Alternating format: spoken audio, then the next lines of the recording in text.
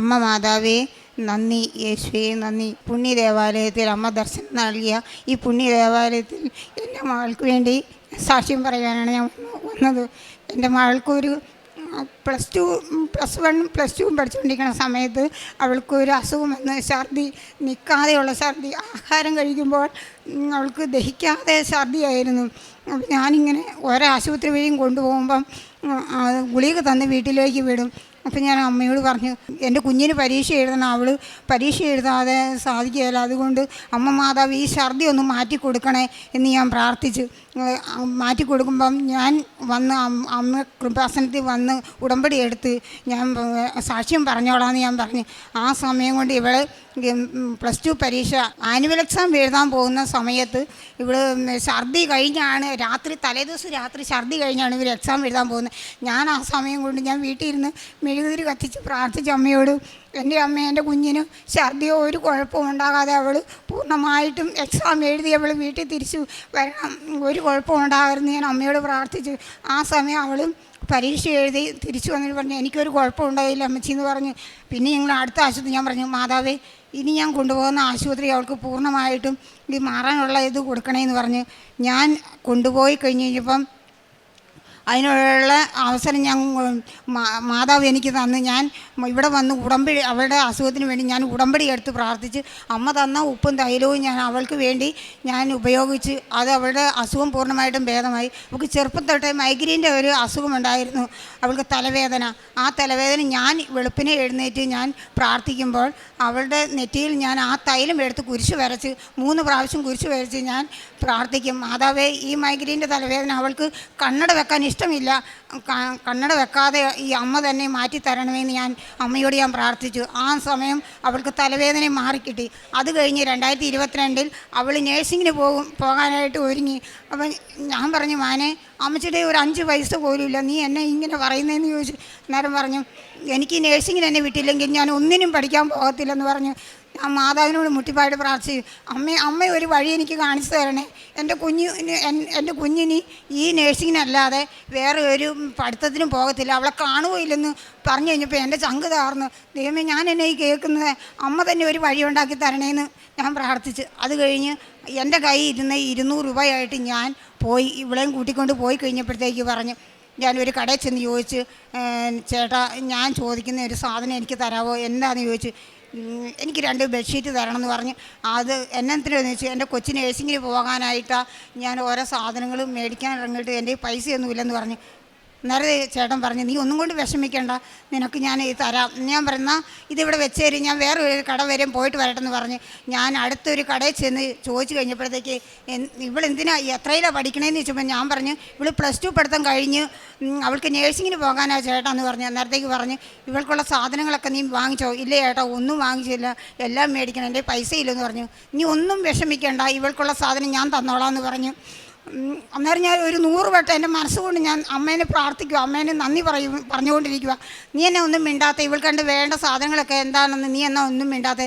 അപ്പോൾ എൻ്റെ മനസ്സ് മുഴുവൻ അമ്മയോടുള്ള പ്രാർത്ഥനയാണ്. അപ്പോൾ ഈ ചേട്ടൻ ആദ്യം ഒരു ട്രോളി ബാഗ് എടുത്ത് വെച്ച് കഴിഞ്ഞ് ഇവൾക്ക് വേണ്ടുന്ന സർവ്വ സാധനങ്ങളും അതിനകത്താക്കി പാക്ക് ചെയ്ത് വെച്ചേച്ച് ഇവളോട് ചോദിച്ചു, നിനക്ക് വണ്ടിക്കൂലിക്കുള്ള പൈസയുണ്ടോ എന്ന് ചോദിച്ചു. അന്നേരം പറഞ്ഞു.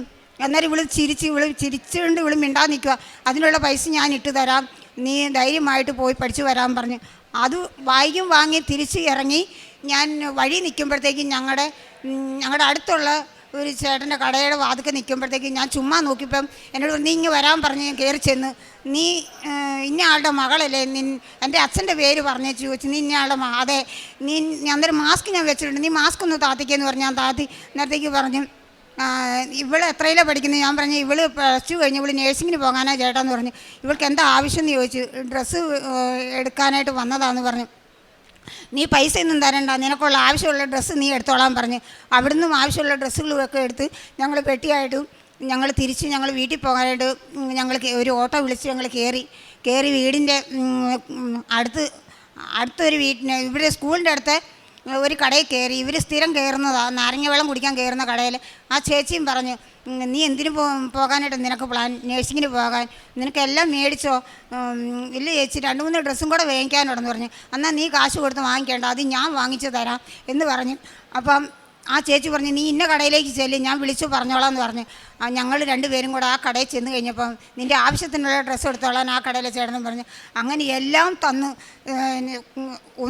എല്ലാം തന്ന് ഞങ്ങൾ വീട്ടിൽ വന്നു കഴിഞ്ഞപ്പോഴത്തേക്ക് 3 ദിവസമുള്ളൂ എനിക്ക് എൻ്റെ കുഞ്ഞിനെ നേഴ്സിങ്ങിന് കൊണ്ടാക്കാൻ. അന്നേരം ഇവിടെ കൂട്ടുകാരെല്ലാവരും വിളിച്ചു പറഞ്ഞു ഞങ്ങളെല്ലാം പാക്ക് ചെയ്ത് രഹന ഒന്നും ചെയ്തില്ലേന്ന് ചോദിച്ചു.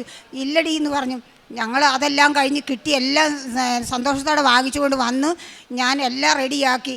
എല്ലാം റെഡിയായെന്ന് പറഞ്ഞ് വിളിച്ച് പറഞ്ഞ് പിള്ളേരും അച്ഛനും അമ്മയും വരുന്നതിന് മുമ്പ് ഞങ്ങൾ റെയിൽവേ സ്റ്റേഷനിൽ ചെന്ന് ഞാനും എൻ്റെ മോളുമായിട്ട് എന്നിട്ട് വന്നു കഴിഞ്ഞ് ഞങ്ങളതിന് എൻ്റെ കൊച്ചിന് വേണ്ടിയിട്ട് ഞാൻ ലോൺ പാസ്സാക്കിയിട്ടാണ് എൻ്റെ കൊച്ചിനെ ഞാൻ പറഞ്ഞു വിട്ടത്. പക്ഷേ കൊച്ച് സർട്ടിഫിക്കറ്റുമായിട്ട് വന്ന് സാറ് പറഞ്ഞ് ബാങ്കിൽ നിന്ന് സാറ് പറഞ്ഞ് മോളെ വിളിച്ചോണം ഒപ്പിടാൻ വിളിച്ചോണം എന്ന് പറഞ്ഞ് ഞാൻ കൊച്ചവിടുത്തെ സർട്ടിഫിക്കറ്റായിട്ട് ബാങ്കിൽ ഞങ്ങൾ ചെന്ന് കഴിഞ്ഞപ്പോഴത്തേക്ക് ലോണിന് കൊടുത്ത രേഖകളും ഒന്നുമില്ല. അന്നേരം ഞാൻ ചോദിച്ചു സാറേ ഞാൻ മറ്റേ സാറ് ഇരുന്നപ്പോഴത്തേക്കാണല്ലോ ഞാൻ ഇവിടെ വന്ന് പാസ്സാക്കിയത്, എന്നാൽ നിങ്ങളുടെ രേഖകളൊന്നുമില്ലെന്ന് പറഞ്ഞു. ഞാൻ ആ സാറിനോട് ഉടനെ പറഞ്ഞു സാറേ എന്നെ പിച്ചാത്തി എടുത്ത് ഞാൻ സ്വയം കുത്തിച്ചാകുന്ന അവസ്ഥയായ ഞാൻ ഈ കേൾക്കുന്നത്, എന്താ ഈ പറയുന്നത്. എന്നാലും ഈ കൊച്ചു പറഞ്ഞു അമ്മച്ചി ഇനി ഞാൻ മരിച്ചാൽ മതി, ഇനി എനിക്ക് നേഴ്സിങ്ങിനും പോകണ്ട ഒന്നും പോകണ്ട എല്ലാം പോട്ടെ എന്നിവിടെ എന്നോട് പറഞ്ഞപ്പോൾ ഞാൻ പറഞ്ഞു മാനെ ഇതിനൊരു പരിഹാരമുണ്ട്. ഞാൻ അവിടെ നിന്ന് അമ്മയോട് വിളിച്ചു പറഞ്ഞു അമ്മേ ഇനി ഒരു വഴി എനിക്കില്ല, ഇനി ഞാനും എൻ്റെ മക്കളും പോയി ചത്താൽ മതി എന്ന് ഞാൻ അമ്മയോട് പ്രാർത്ഥിച്ചു. അന്നേരം എൻ്റെ അമ്മ മനസ്സിൽ തോന്നിച്ചു നീ എന്തിനാ വിഷമിക്കുക, നീ നേരെ കുഞ്ഞിനെയും കൂട്ടിക്കൊണ്ട് നീ വീട്ടിൽ പോയാൽ മതി എന്ന് പറഞ്ഞു. നിൻ്റെ കാര്യങ്ങളെല്ലാം നടത്തി തരാൻ ഞാനില്ലേ എന്നെൻ്റെ മനസ്സിൽ തോന്നിച്ചു. ഞാൻ കുഞ്ഞിനോട് പറഞ്ഞു വാ നമുക്ക് വീട്ടിൽ പോകാം, അതിനുള്ള വഴി നമുക്കുണ്ടെന്ന് പറഞ്ഞു. ഇവിടെ ചോദിച്ചു എന്ത് വഴിയാണ് അമ്മച്ചി എന്ന് പറഞ്ഞു. ഇവിടെ എൻ്റെ പുറകെ നടന്ന് പറയുക. അപ്പം ഞാൻ പറഞ്ഞു വാ നമുക്ക് വീട്ടിൽ പോകാമെന്ന് പറഞ്ഞു. ഞങ്ങൾ വീട്ടിൽ വന്ന് ഇരുന്ന് കഴിഞ്ഞപ്പോഴത്തേക്ക് ഞാൻ എൻ്റെ അമ്മച്ചിയോട് ചോദിച്ചു. എൻ്റെ അമ്മച്ചി വയ്യാതെ കിടക്കുക. അമ്മച്ചിയോട് പറഞ്ഞു അമ്മച്ചി ഇന്നതാണല്ലോ സംഭവം എന്ന് പറഞ്ഞു. അമ്മച്ചി പറഞ്ഞു അതിനൊരു വഴിയുണ്ട് മാനേ എന്ന് പറഞ്ഞു. അമ്മച്ചി പറഞ്ഞ് വീടിൻ്റെ മുറ്റത്ത് നീങ്ങണം, തടിയെല്ലാം വെട്ടിയിട്ട് നീ ഫീസ് അടയ്ക്കാൻ പറഞ്ഞ് അതിനുള്ള വഴി എനിക്ക് തന്ന് അത് ഞാൻ അടച്ച്. അത് കഴിഞ്ഞപ്പോഴത്തേക്ക് 2ാമത്തെ വർഷത്തെ ഫീസ് എനിക്ക് അടയ്ക്കണം. അന്ന് ഞാൻ ഒരു വ്യക്തിയോട് ഇന്ന് ചോദിച്ചു കഴിഞ്ഞപ്പോഴത്തേക്ക് പറഞ്ഞു സാറേ കൊച്ചിന് പരീക്ഷയാണ്, ഫീസ് അടയ്ക്കാതെ അവർ എക്സാം എഴുതിപ്പിക്കത്തില്ല എന്ന് പറഞ്ഞ് ഇനി ഒരാഴ്ചയും കൂടി ഉള്ളെന്ന് പറഞ്ഞു. ആ ചേച്ചി പൊക്കോ, ചേച്ചി അഡ്രസ്സും അവളുടെ ബാങ്കിൻ്റെ അക്കൗണ്ടിൻ്റെ നമ്പരും തന്നാൽ മതി, ഞാൻ അവിടെ അക്കൗണ്ടിലേക്ക് ഇട്ടോളാമെന്ന് പറഞ്ഞു. പരീക്ഷ അപ്പോൾ ഞാൻ എന്നോട് തെരുതെരെ വിളിച്ച് പറയുക സാറ് തെരുതെരെ ചോദിക്കുക അമ്മച്ചി ഫീസ് ചോദിക്കുക, അത് കാരണം എനിക്കിവിടെ നിൽക്കാൻ ഇഷ്ടമില്ല, ഞാനങ്ങ് തിരിച്ച് വരുവാന്ന് പറഞ്ഞു. ഞാൻ പറഞ്ഞു മാനേ നീ വരല്ലേ, സാറ് പൈസ ഇട്ട് തരും, ഞാൻ ചെന്ന് ചോദിച്ച ആൾ നിനക്ക് പൈസ ഇട്ട് തരും, നീ വിഷമിക്കല്ലേ എന്ന് പറഞ്ഞു. എക്സാമിൻ്റെ അന്നേ ദിവസം ഈ കൊച്ച് എന്നെ വിളിച്ച് പറഞ്ഞു അമ്മച്ചി എനിക്ക് ഇന്ന് എക്സാം ഉണ്ട്, അതിന് ഹോൾ ടിക്കറ്റ് എല്ലാ പിള്ളേർക്കും കൊടുത്ത് എനിക്ക് മാത്രം തന്നിട്ടില്ല എന്ന് പറഞ്ഞു. ഞാൻ മാതാവിനോട് മുട്ടിപ്പായിട്ട് ഞാൻ അവിടെ ഇന്ന് പ്രാർത്ഥിച്ചു മാതാവേ എൻ്റെ കൊച്ചിന് എക്സാമിൻ്റെ ഹോൾ ടിക്കറ്റ് കിട്ടിയിട്ടില്ല, എല്ലാ പിള്ളേർക്കും കിട്ടി, അമ്മേ പൈസ ഇല്ലാതെ അവളെ എക്സാം എഴുതിക്കുകയെന്ന് പറഞ്ഞു. ആ പറഞ്ഞ നിമിഷം ഞാൻ ഫോൺ കൈ പിടിച്ചുകൊണ്ടിരിക്കുന്നു, പറഞ്ഞ നിമിഷം കൊണ്ട് തന്നെ എൻ്റെ കൊച്ചിൻ്റെ അക്കൗണ്ടിലേക്ക് 1,07,000 രൂപ അവൾക്ക് അടയ്ക്കാനുള്ള ഫീസ് 1,07,000 രൂപ അവൾക്ക് ഫീസ് കൊടുത്തു. എന്നെ അന്നേരം വിളിച്ചു പറഞ്ഞു അമ്മച്ചി ഫീസ് വന്നമ്മച്ചി എന്ന് പറഞ്ഞു, എനിക്ക് പൈസ വന്നമ്മച്ചി എന്ന് പറഞ്ഞു. ഞാൻ ഇത് കൊടുത്ത് ഹോൾ ടിക്കറ്റ് മേടിക്കാൻ പോവാന്ന് പറഞ്ഞു. ഞാൻ 1,000 നന്ദി അമ്മയ്ക്ക് പറഞ്ഞ് ഞാൻ ചങ്കെ കൈ വെച്ച് അമ്മേനെ സ്തുതിച്ച് ഞാൻ പ്രാർത്ഥിച്ച് ഞാൻ കരഞ്ഞ് കമന്ന് കിടന്ന് ഞാൻ കരഞ്ഞ്. അത് കഴിഞ്ഞ് അവൾ എക്സാം എഴുതി പാസ്സായി. അന്നേരം ഞാൻ പറഞ്ഞു അമ്മേ എൻ്റെ കുഞ്ഞിനെ നല്ല മാർക്കോടുകൂടി ജയിപ്പിക്കണമെന്ന് പറഞ്ഞു. അതുപോലെ തന്നെ സെക്കൻഡായിട്ട് അവൾ ജയിച്ച്. ഇപ്പോൾ സെക്കൻഡായിട്ട് അവൾ ജയിച്ച്, നല്ല മാർക്കോടുകൂടി തന്നെ അവൾ ജയിച്ച്. അത് കഴിഞ്ഞ് 3ാമത്തെ പരീക്ഷയ്ക്ക് ഇതുപോലെ തന്നെ എനിക്ക് കൊച്ചിന് എക്സാം എഴുതാനെങ്കിൽ ഫീസ് വേണം. അതുപോലെ തന്നെ ഒരു വ്യക്തിയോട് ചെന്ന് ചോദിച്ചു കഴിഞ്ഞപ്പോഴത്തേക്ക് ആ സാർ എന്നോട് പറഞ്ഞ് ചേച്ചി പേടിക്കേണ്ട, അവൾ എക്സാം എഴുതും, ഒരു കുഴപ്പമില്ല, ചേച്ചി പേടിക്കേണ്ടെന്ന് പറഞ്ഞു.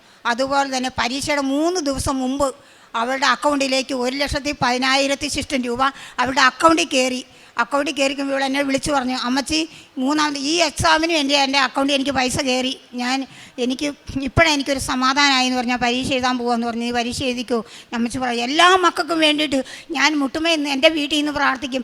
അതുപോലെ അന്ന് പണിയുള്ള ദിവസമാണെങ്കിൽ ഞാൻ കമ്പനിയിലാണ് പണിയുന്നത്. ഞാൻ കമ്പനി പോകുമ്പം എല്ലാ മക്കൾക്കും വേണ്ടിയിട്ട് ഞാൻ പ്രാർത്ഥിക്കും. എന്നോട് എന്ത് ചോദിച്ചാലും അതിനൊരു മറുപടി ഞാൻ കൊടുക്കത്തില്ല. എൻ്റെ മനസ്സ് മുഴുവൻ അമ്മയോടുള്ള പ്രാർത്ഥന, അമ്മയോട് യേശുവിനോടുള്ള പ്രാർത്ഥനയാണ്. ആ ദിവസം മുഴുവൻ എനിക്ക് അമ്മയോട് യേശുവിനോട് പറഞ്ഞ എല്ലാ മക്കൾക്കും വേണ്ടി ഞാൻ അമ്മയോട് പറയാം, അമ്മേ സഞ്ചാരി മാതാവേ, അമ്മ വേഗം ചെന്ന് എൻ്റെ മക്കൾക്ക് എല്ലാവർക്കും കൂട്ടായിട്ട് ഓരോരുത്തർക്കും നല്ല ഉത്തരങ്ങൾക്ക് അവർക്ക് എഴുതാൻ സാധിക്കണേ, നല്ല ഉത്തരങ്ങൾ അവരെ നല്ല ബുദ്ധി അവർക്ക് തെളിച്ചു കൊടുത്ത് നല്ല ഉത്തരങ്ങൾക്ക് അവർക്ക് കൊടുക്കണേ, അവർ നല്ല ഉത്തരങ്ങൾ മാത്രം അവർ പേപ്പറിൽ എഴുതാവുള്ളൂ, നല്ല മാർക്കോടുകൂടി ജയിക്കണേ. അവിടെ കൂടുതൽ പഠിച്ച എല്ലാ മക്കൾക്കും നല്ല പോലെ മാർക്ക് മേടിച്ച് ജയിക്കാൻ സാധിച്ചു. അവൾ എന്നോട് പറഞ്ഞു, അമ്മച്ചി നല്ല മാർക്കോടുകൂടി ഞങ്ങളെല്ലാവരും ജയിച്ച് ഞങ്ങൾ പാസ്സായി അമ്മച്ചി എന്ന് പറഞ്ഞു. അത് കേട്ടപ്പോൾ എൻ്റെ മാതാവിന് ഞാൻ 1000 നന്ദി, യേശുവിനും എൻ്റെ അമ്മയ്ക്കും 1000 നന്ദി ഞാൻ പറഞ്ഞു. ഇപ്പോഴും നന്ദി പറഞ്ഞുകൊണ്ടിരിക്കുക അമ്മയോട്. അതുപോലെ തന്നെ എൻ്റെ രണ്ടാമത്തെ മോളും, അവളും പഠിക്കുന്ന BSc നേഴ്സാണ്. അവൾ 3ാമത്തെ വർഷം, അവൾ ആദ്യത്തെ വർഷം പരീക്ഷ എഴുതുമ്പോൾ അമ്മയോട് ഞാൻ പ്രാർത്ഥിച്ചു, അമ്മയെ നല്ല മാർക്കോടുകൂടി അവളുടെ കൂടുതൽ പരീക്ഷ എഴുതുന്ന എല്ലാ മക്കൾക്കും നല്ലപോലെ മാർക്ക് കിട്ടണേ, നല്ലതായിട്ട് ജയിക്കണേ. എൻ്റെ കുഞ്ഞിന് ഫസ്റ്റ് പരീക്ഷയ്ക്ക് ഡിസ്റ്റിങ്ഷൻ മാർക്ക് കിട്ടി, അവൾ BSc നേഴ്സിന് അവൾ പാസ്സായി. രണ്ടാമത്തെ പരീക്ഷയും റിസൾട്ട് വന്നപ്പം നല്ലപോലെ ഫസ്റ്റ് ക്ലാസ് കഴിഞ്ഞു അവൾക്ക് മാർക്ക് കിട്ടി, അവൾ ജയിച്ച്. ഉടമ്പടി എടുത്തു കഴിഞ്ഞ് ഞാൻ എപ്പോഴും അവരുടെ കയ്യിൽ ഞാൻ തൈലം കൊടുത്തു വിട്ടിട്ടുണ്ട്. എല്ലാ മക്കൾക്കും കൊടുക്കണം, എല്ലാവർക്കും വേണ്ടി പ്രാർത്ഥിക്കണം. ഇതെല്ലാം ചെയ്ത് നിങ്ങൾ പ്രാർത്ഥിച്ച് കഴിഞ്ഞതിന് ശേഷമേ നിങ്ങൾ പോകണമെന്ന്. അമ്മയുടെ കാശ് രൂപവും അമ്മയുടെ ഉപ്പും അമ്മയുടെ തൈലവും ഞാൻ കൊടുത്തു. അത് കൈ പിടിച്ചുകൊണ്ടാണ് അവർ എക്സാമിന് പോകുന്നത്. ആ എക്സാമിൽ അവർ ഒരിക്കലും പിന്നോക്കം നിൽക്കുകയായിരുന്നു. എനിക്ക് നല്ല ഉറപ്പുണ്ട്, എനിക്ക് അമ്മയോട് നല്ല വിശ്വാസമുണ്ട്, എനിക്ക് നല്ല ഉറപ്പുമുണ്ട് അവർ ജയിക്കുന്നു. ഞാൻ അമ്മയോട്, ഇതാണ് എൻ്റെ സാക്ഷി, ഞാൻ അമ്മയോട് ഞാൻ ധ്യാനം കൂടുന്നു, ഞാൻ ഫോണിലൂടെ എനിക്കിവിടെ ഞാൻ എപ്പോഴും ഞാൻ പറയും, മാതാവേ എനിക്ക് ഓടിയൊന്നും വരാൻ പറ്റത്തില്ല, കാരണം ഒറ്റയ്ക്ക് ഞാൻ കഷ്ടപ്പെടുന്നത് എൻ്റെ മക്കൾക്ക് വേണ്ടിയിട്ട്. ഞാൻ പറയും, എനിക്ക് പണിയാൻ മാത്രമേ വിധിയുള്ളൂ മാതാവേ എന്ന് ഞാൻ പറയാറുണ്ട്. ഞാൻ ഓടിപ്പോകുന്നത് ഞാൻ പണിയുന്ന സ്ഥലത്ത് വെച്ചാണ് എല്ലാ മക്കൾക്കും വേണ്ടി എൻ്റെ കുഞ്ഞുങ്ങൾക്കും വേണ്ടി ഞാൻ പ്രാർത്ഥിക്കുന്നത്. ഞാൻ കാരുണ്യ പ്രവൃത്തി ചെയ്യുന്നു പറഞ്ഞാൽ ഞാൻ ക്യാൻസർ രോഗികളെ ഞാൻ നോക്കാൻ പോകും.